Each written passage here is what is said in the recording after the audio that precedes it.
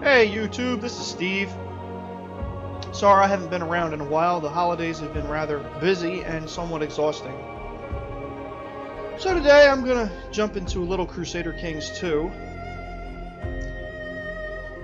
It's a game I find very fun, and I usually play it, cheating a whole lot. I mean a lot. A whole lot. Because I'm really more interested in just kind of telling a story for my character than actually playing the right way. But today, we will jump into a game and we'll see what we can do. So, they recently added a feature called Shatter World, where it makes up a completely fictitious world.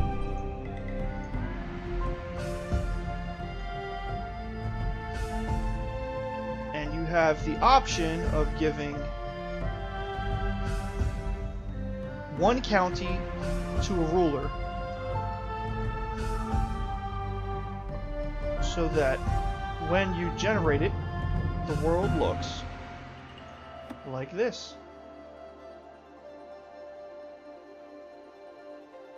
There we go. One county, one person, one ruler. So now we're going to see who we want to choose.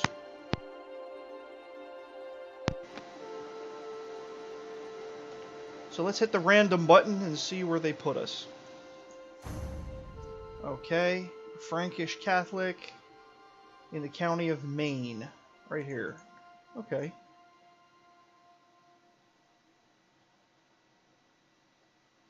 Count Frotari. So now we can customize a little bit. I'm going to change up the... Actually, that hairstyle's not that bad. Excuse me. Let's go with... Yeah, that looks good. I like the beard. Coat of arms. Okay, it's got a dragon on it. Definitely not disappointed about that. Let's make... Well, let's find a different background. I don't know about this orange. It looks a little Halloween-y. Not that Halloween's a bad thing, but not really what I'm going for here.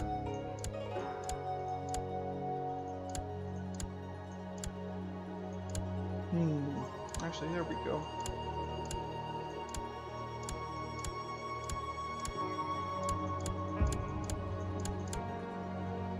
Alright. Yeah, that's okay.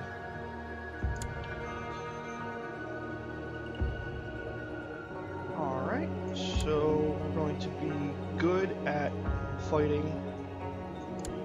That raises your age. And we're going to start with...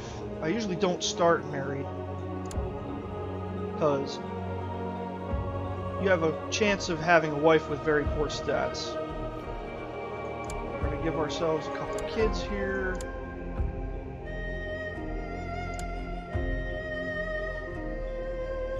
Change our name to be...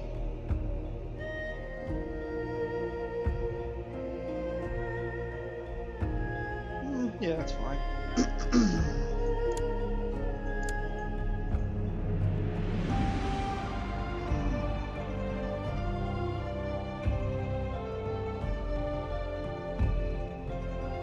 Let's see. Something derived from Akatosh from Elder Scrolls.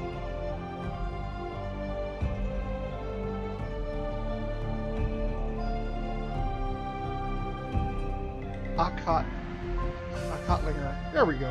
That works. So let's find some traits to get our age down a little bit.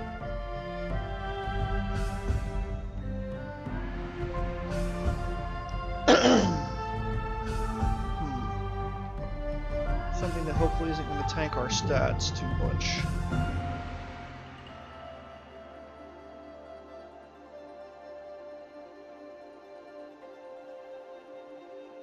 Oh, of course we can pick a leadership trait.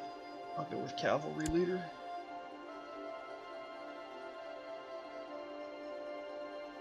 Stubborn. Bonus to stewardship and personal combat skill.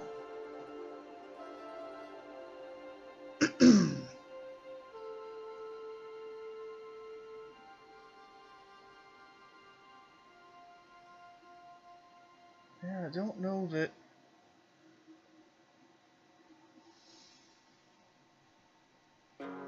See if we can at least try to get his age down into the 30s. I would prefer not to start in my 40s if I can help it. Stutter, yeah, minus to diplomacy.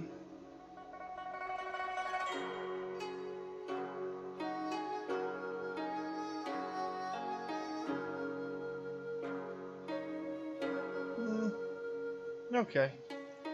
We'll start out with stressed and then hopefully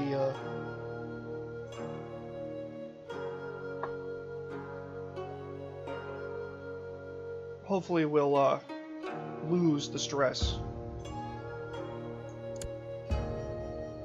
And the only thing I need to make sure, no secret religious cults. I can't stand that.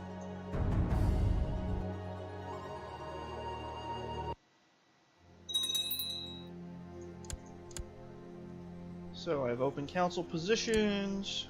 I can pick an ambition. Ah, for once they didn't give me a super ugly wife. Her stats are nothing to sing about, though. Lustful. Hopefully she doesn't take a lover that's not me. How am I heir? 3, 2, 1, and 0. Wow. Okay. What do I want to do?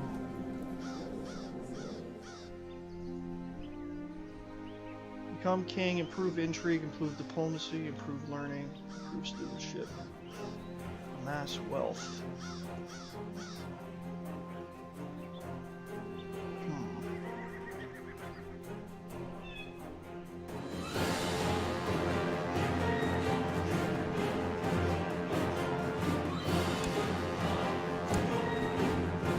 What's my income?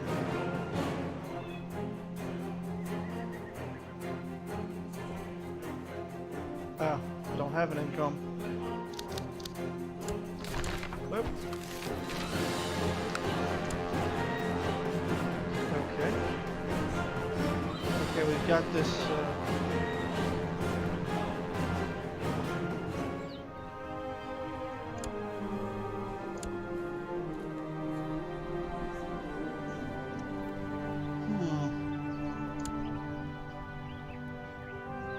There's nobody better for the stewardship position. I got Chancellor.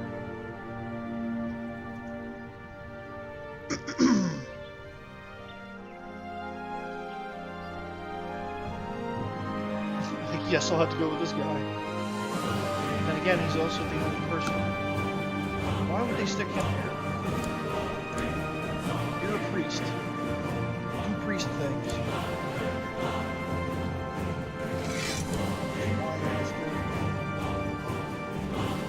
Put my wife there because oh boy, this is going to be a train wreck. I can already tell. So I'm just assigning them jobs. You train the troops. Who can I possibly put?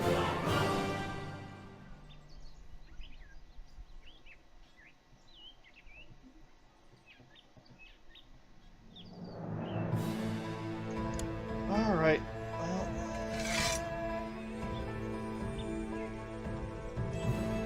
let's improve diplomatic relations with someone whose territory I won't eventually want to get in the near future. Okay, in Normandy. Alright, do any of my kids have any unique traits? Nope, none whatsoever. Oh boy. At least I'm decent at fighting.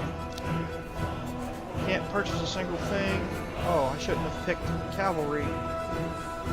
This is Germanic infantry. I should have picked the heavy infantry. Well, I'm not going to cheat for this, so... Let's Let's just see what happens.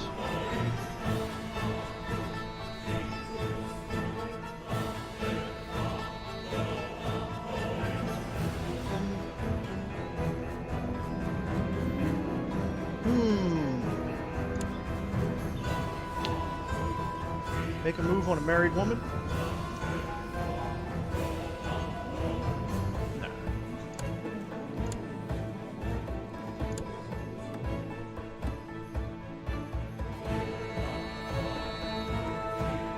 She has a completely neutral opinion of me.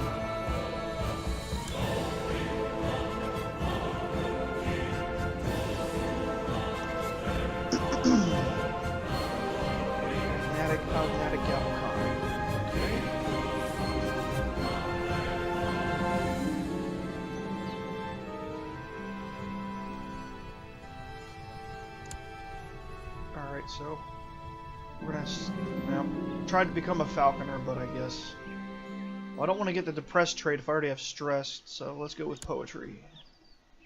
We're gonna have him try to collect some taxes. The day the earth shook. Oh boy. The earth shook, the people screamed, and buildings cracked. A cloud of foul-smelling air swept over the village, making torches and fires burn bright green for several hours. It took a couple of days repairing the cracked buildings and salvaging items from the few older houses that had collapsed. Luckily, everyone escaped unharmed. I slowly walked through the city, examining the buildings and noting what remained to be repaired, when an excited peasant approached me. Without bothering with formalities, he told me about a giant crack in the ground just outside his farm. He wanted me to come and inspect it, and perhaps determine what to do about it. Huh? Okay. Show the way.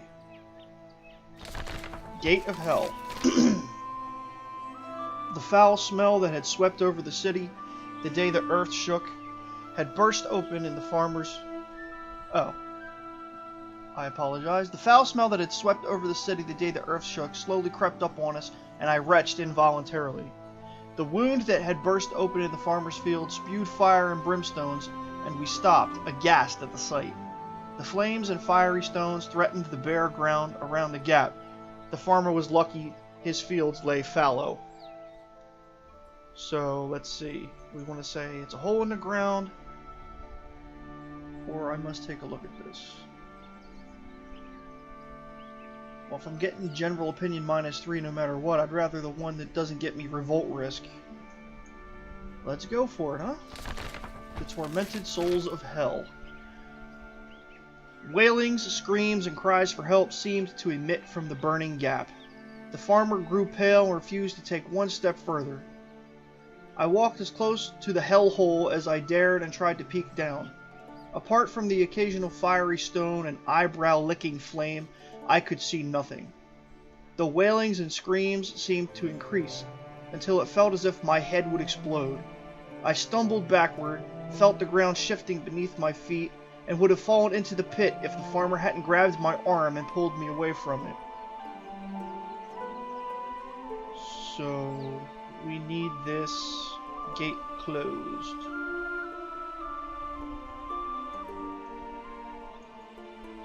For sure. I gave the wisest men and women of my court 3 days to come up with a solution on how to close this gap that seemed to open the whole way to hell. Within 3 days, they all had thought up different solutions to this problem. Exorcism, feed it cattle, try filling it with stones.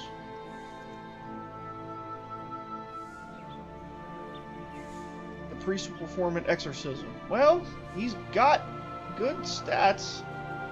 Go for it. The priest walked several times around the gap, sprinkling holy water and chanting the words, Vade retro satana. Vade retro satana, avoiding the fiery stones and flames spewing from the gap as best he could. At the end of the third turn, he knelt and began praying. The only words to be heard, Vade retro satana. I think this will work. 90% chance it might work. Okay, good. I like those odds. Okay, so I get random chance to gain a stat. So, there is a God. Why is the world filled with hardships, griefs, and heretics? God has a plan for everything and everyone. God is as clueless as I am. Well, let's go with the trait that will continuously increase my... There we go. It worked! So now I have the Zealous trait, which improves my standing in the eyes of church people. And improves my military skill. So, it worked. The gap finally closed. No more fiery stones and flames. No more wailing voices from the underground. The priest did a fine job exorcising the gate back to hell. Very nice.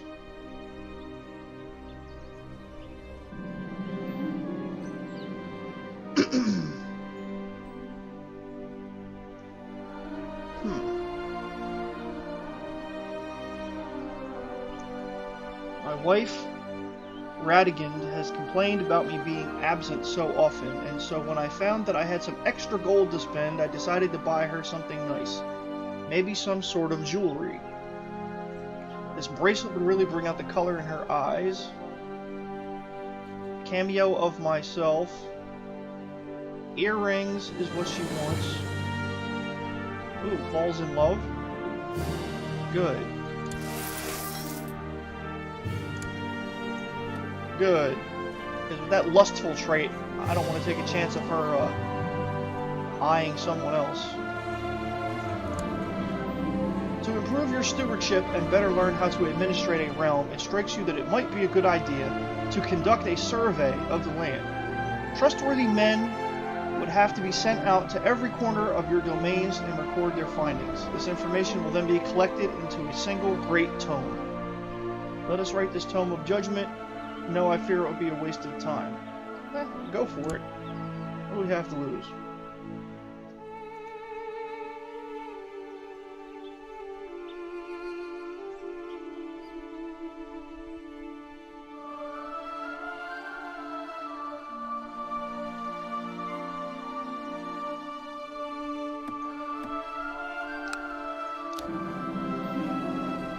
A large merchant caravan from distant lands has arrived at the gates of your stronghold.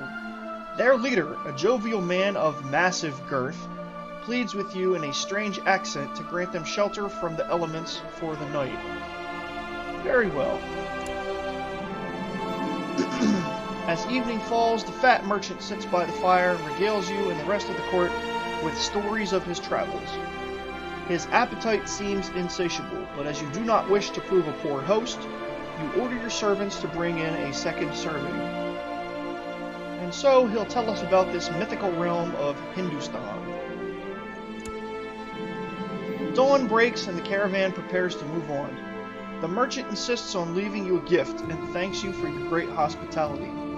He shouts a terse command in a foreign language and a young man comes forward.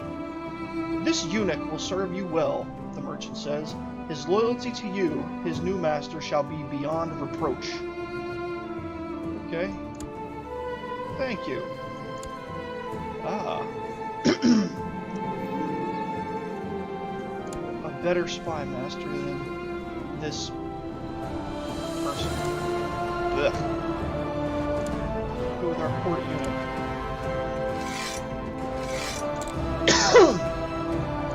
Yeah, I can give her an honorary title, can't I? Wait, does I have to pay her a salary? Oh yeah, forget that.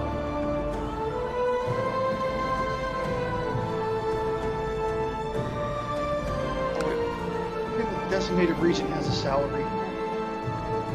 The men you sent to survey the land have returned. You now have a precise count of the households down to how many cows they own. This was a wise initiative and your stewardship ability has increased. Alright! Outstanding. I am very happy. Let's pause the game and find a new ambition. Be a paragon of virtue. Improve intrigue. Amass wealth.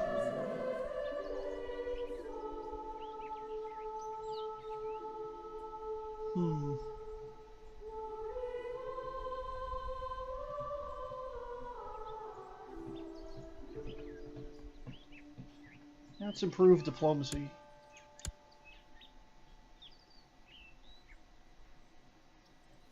Oop, there we go. Get the ball rolling again.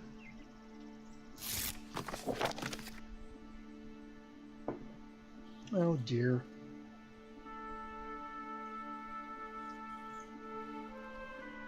Okay, let's try to go somewhere else. Yeah, but oh dear. I'm not gonna name her the same thing that my dead wife was.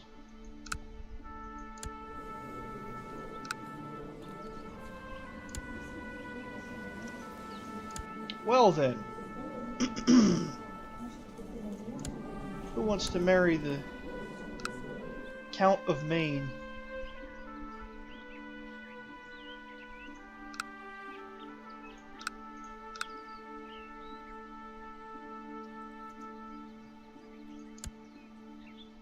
Let's see if we can find somebody with halfway decent stats.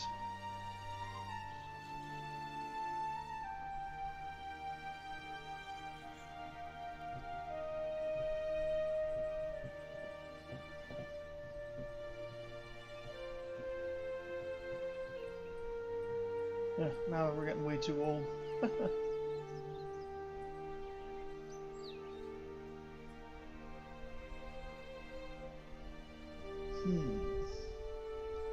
Well, this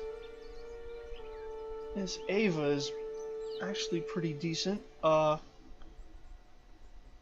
Strong military abilities.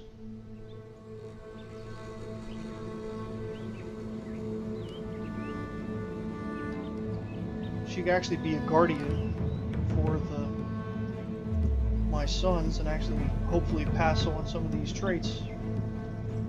Yeah, let's try to go with her. Okay, cool.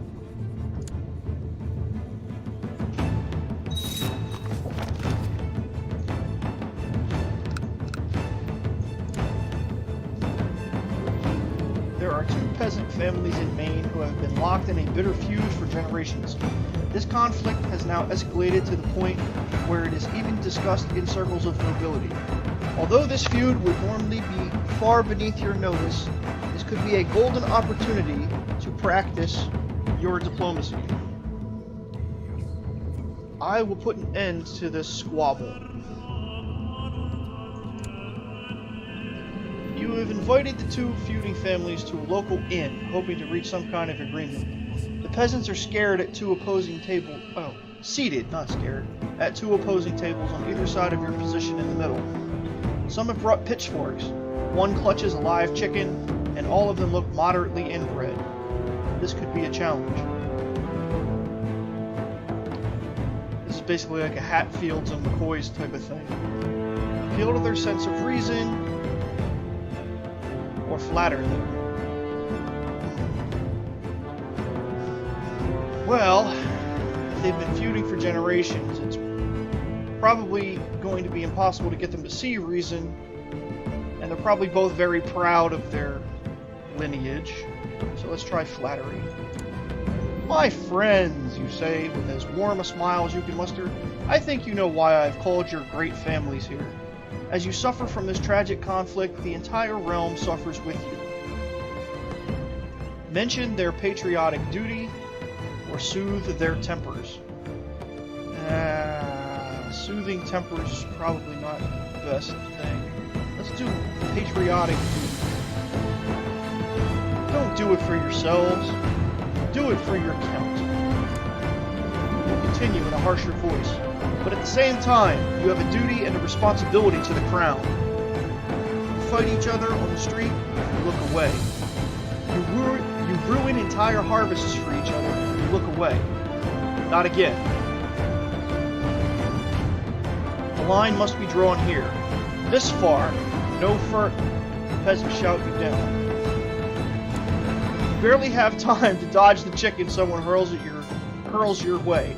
With a howl, the two families leap over their tables and throw themselves at each other, with you caught in the middle.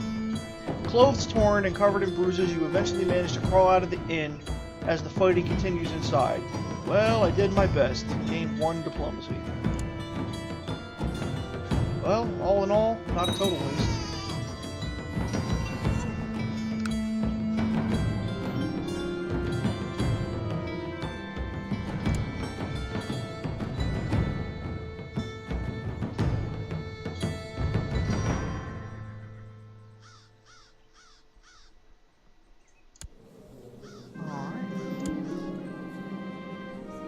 This pregnancy has made my wife Ava much more talkative and cheerful than usual. She never misses the chance to chat with anybody within earshot.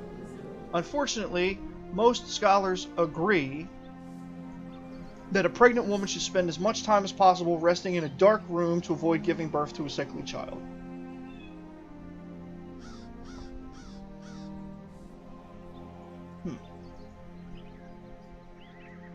Let her have her fun. My wife can really never stop chatting with courtiers and staff. If nothing else, this new habit of hers has made her much more comfortable and skilled at talking. If only we could have some quiet every once in a while.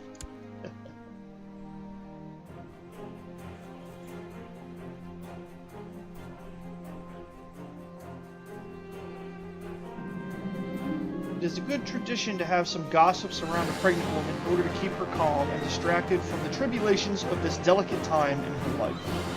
As Ava's husband, it is my duty to provide her with the support she needs. Have some maids dispatched. Lose 10 gold, gain 10 piety. Give her a health bonus, basically until the baby's born. And her opinion.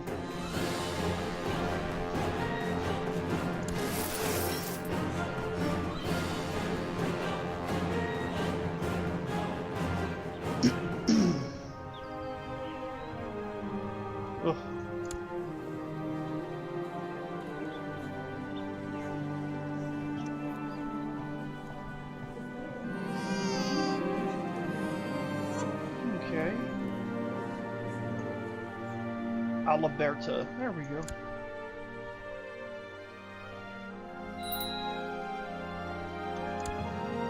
One child lacks a guardian. Where's my wife? There we go. Learn the ways of war from your mother.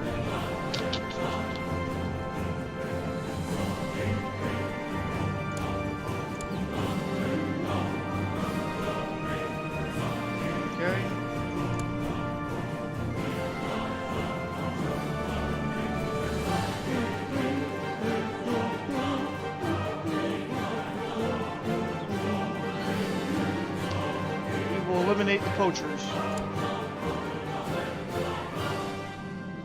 Bernard caught 2 young poachers in my forest with a couple of dead rabbits at their belts and a live one in a snare. Deal with them myself. Gain 5 prestige. And same thing.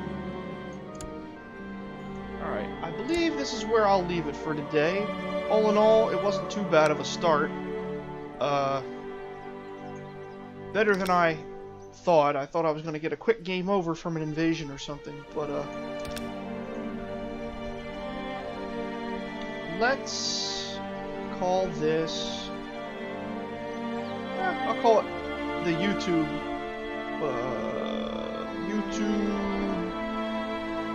channel Chronicle. There we go. Oh, awesome. So thank you all for tuning in, and if you like this kind of content, tell me about it in the comments, and don't forget to like, subscribe, share, and hit that bell.